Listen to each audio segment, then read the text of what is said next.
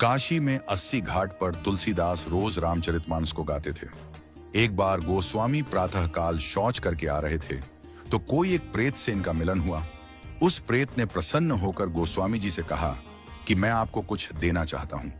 गोस्वामी जी बोले, भैया हमारे मन में तो केवल एक ही चाह है कि ठाकुर जी का दर्शन हमें हो जाए।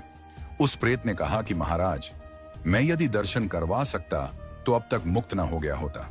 मैं खुद प्रेत योनि में पड़ा हुआ हूं। तुलसीदास जी बोले, फिर भैया हमको कुछ नहीं चाहिए। तो उस प्रेत ने कहा, सुनिए महाराज, मैं आपको दर्शन तो नहीं करवा सकता, लेकिन दर्शन कैसे होंगे उसका रास्ता बता सकता हूं। तुलसीदास जी बोले कि बताइए। प्रेत बोला, आप जहां कथा कहते हैं बहुत सारे भक्त सुनने आते हैं। अब आपको तो मालूम नहीं, लेकिन मैं जानता हूं आपकी कथा में रोज हनुमान जी भी सुनने आते हैं। सबसे पीछे कंबल ओढ़कर एक दीनहीन कोढ़ी स्वरूप में जो व्यक्ति बैठता है और जहां लोग चप्पल उतारते हैं वहीं बैठते हैं। उनके पैर पकड़ लेना वह हनुमान जी ही हैं। गोस्वामी जी बड़े खुश हुए। आज जब कथा हुई तो गोस्वामी जी की नजर उसी व्यक्ति पर थी और जैसे ही वह आया और बैठा तो गोस्वामी जी दौड़ पड़े और जाकर चरणों में गिर गए।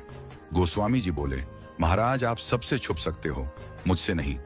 अब आपके चरण तब तक नहीं छोड़ूंगा जब तक राम से नहीं मिलवाओगे। ये कहा तो हनुमान जी दिव्य स्वरूप में प्रकट हो गए। तुलसीदास जी बोले, कृपा करके राम से मिलवा दो, अब और कोई अभिलाषा नहीं है।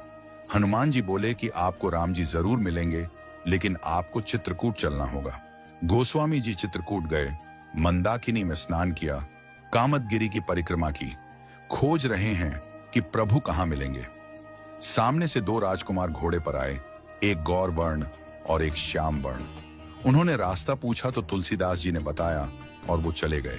फिर हनुमान जी प्रकट हुए और बोले, अभी जो राजकुमार घोड़े पर थे वही तो राम और लक्ष्मण थे। आपसे ही तो रास्ता पूछा और आपने नहीं पहचाना। ये चूक हम सब करते हैं। न जाने कितनी बार भगवान सामने आए हों और हम पहचान नहीं पाए हों। सबका आदर करो, क्योंकि न जाने किस रूप में नारायण मिल जाएं। गोस्वामी जी बोले, हनुमान जी आज बहुत बड़ी गलती हो गई, कृपा करवाइए फिर मिलन हो। हनुमान जी बोले, धैर्य रखो, फिर मिलेंगे। गोस्वामी जी मंदाकिनी के तट पर स्नान कर चंदन घिसते हुए श्री राम जय जय राम गा रहे थे।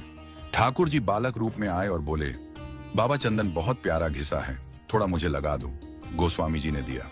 हनुमान जी तोता बनकर आए और घोषणा कर दी कि चित्रकूट के घाट पर भाई संतों की भीड़, तुलसीदास चंदन घिसे, तिलक देत रघुवीर। तुलसीदास जी के कानों में यह वाणी पड़ी तो चरणों में गिर पड़े। ठाकुर जी बोले, अब नहीं छोड़ूंगा। प्रभु दिव्य रूप में प्रकट हुए और अंतर्ध्यान हो गए। वह